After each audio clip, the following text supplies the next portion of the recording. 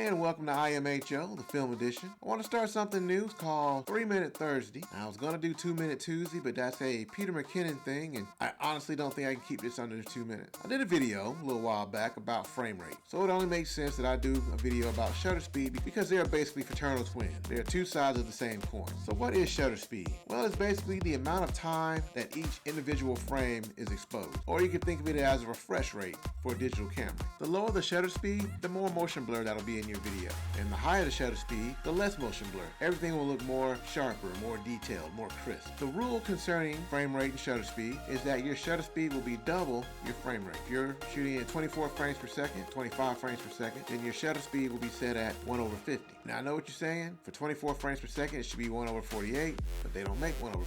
So you just crank that up to 1/50 and you'll be fine. If you're doing 30 frames per second, it'll be 1/60 and so on. Well, like I said, that's the standard rule. Any rule can be broken as long as you know why. So now I want to give you 3 reasons why you would break that rule. Reason number 1 would be action scenes. Since fast shutter speeds result in less motion blur and thus sharper images, using them when shooting action scenes like a fight, car chase, or something similar can give you a more dramatic, seemingly more rapid look. And during an action scene, they'll use a high shutter speed because every second of the action is crystal clear. There's no motion blur to diffuse the image. Now, the film that everyone uses as a reference for this is Saving Private Ryan, because the opening war scenes were just out of this world. The fast shutter speed for the opening sequence, it just brought you into it a little bit more. It made it seem more real. Another film that does this was Gladiator. A lot of the battle scenes in Gladiator, they were shot at a higher shutter speed to bring you more into the action, so you didn't have the motion blur to distract you. The next reason is actually the opposite of the first reason. So instead of speeding up the shutter speed, we're going to slow it down. Now, if you're shooting at 24 frames per second and you slow it down to 1/12, 1/8, then you're going to get